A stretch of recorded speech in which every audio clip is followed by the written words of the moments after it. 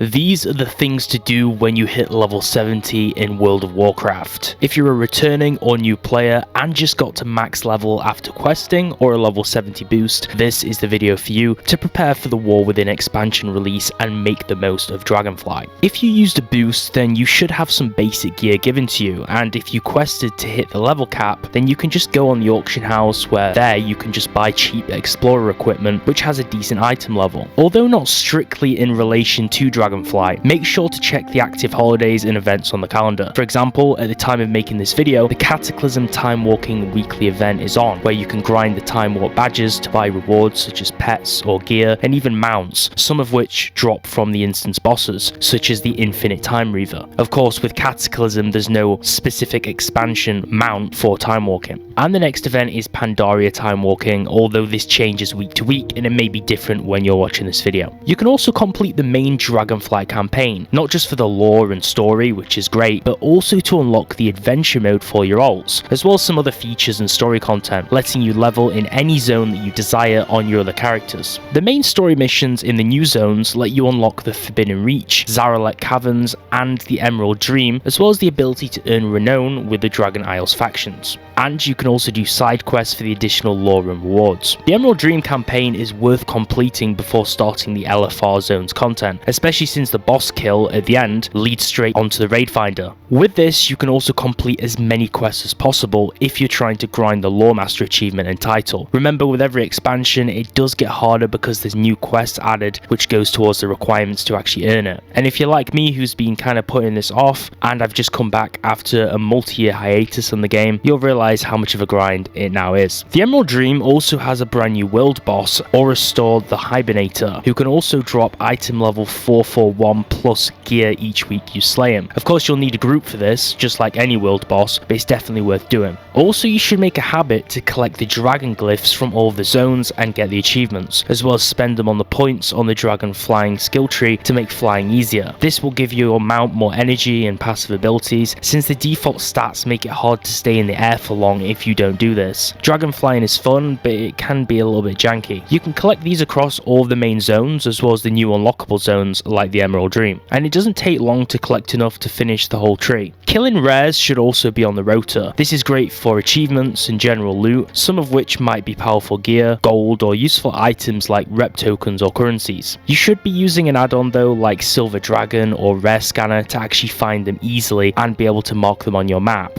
Although it can be a little bit annoying with the sounds and the pings every time you catch a rare when flying over a zone. This also goes the same for loot and treasure boxes, which you can then scout the map for, which drops some of the same currencies and items, for example Dragonflight resources, which is important to spend at vendors. And in the Emerald Dream, you can also find Calderai transmog pieces around the map, if you have the suitable add-ons to see them of course. Do the world quests across the zones for gear and item drops, and also if you're not really a gold farmer or good at making gold, some of the quests actually drop close to 1,000 gold, so it doesn't seem like much, but it's a nice way to make some extra coin. And if you use an add-on like say World Quest Tracker or similar ones that do the same thing to mark them on your map and track or share them more easily, you'll find this process a little bit less grindy. You can earn renowned reputation by completing all the side quests, acquiring rep tokens from them, or completing challenges and world quests, killing rares, and many of the previous feats mentioned prior on this list. Some of these new factions include the Tuskar, Centaur,